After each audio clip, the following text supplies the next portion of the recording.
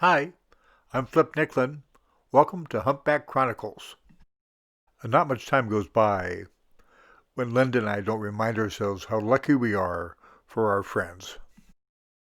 I especially feel this way about the people I work with on humpback whale studies in Maui, the people from Whale Trust. Ralph Pace is one of those people, a young photographer I've worked with for 5 years now, and he's going to tell you part of his story, just a small part. Hi, my name is Ralph Pace, and I'm a research photographer with Whale Trust.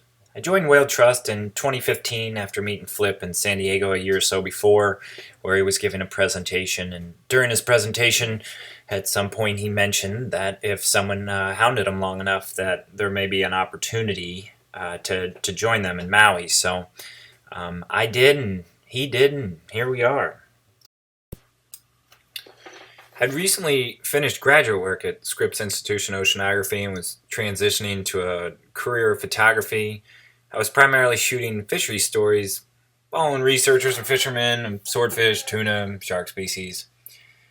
I'd seen a few dolphin species underwater, which I guess I could use to tell Flip I was a marine mammal expert. The closest I ever actually got to a whale was while I was photographing some bluefin way offshore in some nasty green water when a huge 80-foot black blob showed up under me.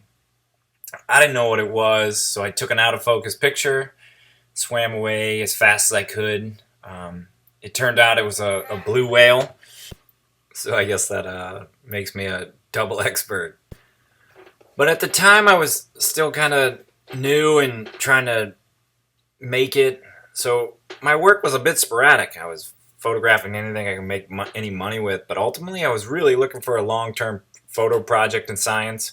That way I could have something I knew well, learn everything from the scientists, and really had to shoot the type of images that reflected the science. Whale Trust just happened to be a rad group of scientists working on marine megafauna with a world-renowned underwater photographer that would possibly mentor me, and they were willing to take a risk. I mean, I know I claim to be a double expert, but I was definitely needing the help. So, enter Maui in 2015, the start of whale school with Flip Nicklin. But my interest in working with Whale Trust came from the opportunity to continue working on long-term science stories while learning from the pioneers and legends of the whale world. Maui could be a place where I could come back year in, year out, and help document and share science stories while having the chance to work with the best. So Flip and I laugh and refer to my time in Maui as whale school. But in my first season with Whale Trust, I primarily worked with Jason Sturgis on a video production he was doing called Big Pacific. Jason and I instantly clicked, and it was an amazing introduction to a world of whales. Then one day, Jason, Flip, and I were all out on the boat and wasn't particularly busy, but there were whales around. Then Flip stretched out on a chair and was catching a snooze. I was kind of floored. Like, how in the world can he be sleeping when there are whales right next to our boat? But Flip always knows, and when Jason pulled back the throttle, Flip popped up, walked to the back of the boat, grabbed his flippers and his camera, and was gone down deep. I was like, whoa, school is in session.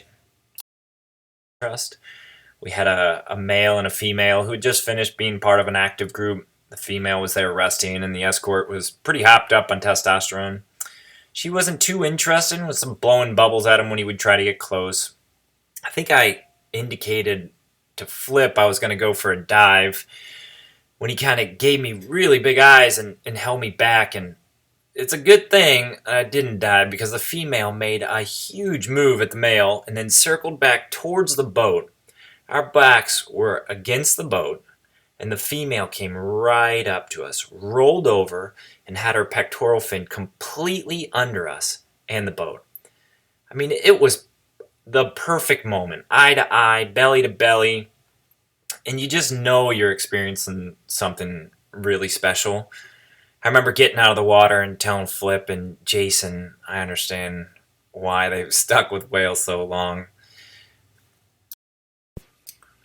There have certainly been some remarkable days on the water in Maui with Whale Trust. Far too many to cover in a small segment like this, but It really set me on a different path trajectory.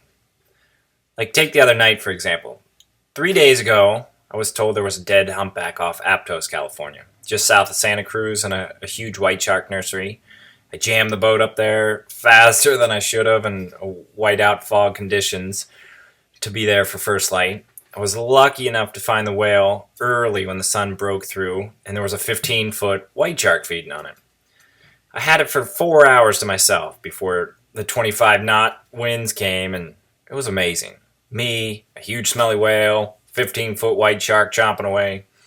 After a few hours, I started to think that the big old shark wasn't minding me. But as more whale oil filled the water and covered my boat, the shark turned unfazed by me and actually became very fond of my small boat. And ultimately, the prop didn't fare well in the end, and I was off anyways to get to less breezy pastures. To make a short story longer than it should be, the whale ultimately pushed by those winds onto the beach of that white shark nursery. I headed north the next night to photograph the beach whaled in the bioluminescence that was around, and it was an absolute nightmare. Lots of alcohol, tons of bad choices, and people climbing all over the whale. Around 2 a.m., I had my fill of the shenanigans and left for home. Around 2:30, I got an email on my drive back, and I pulled over on the side of the road. A cop showed up about 30 seconds later. Oh yeah, I forgot to mention I wasn't wearing pants.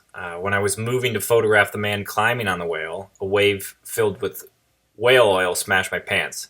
The curse of the whale oil strikes again. But obviously, not a good smell, and I took them off to save the seats for the drive home.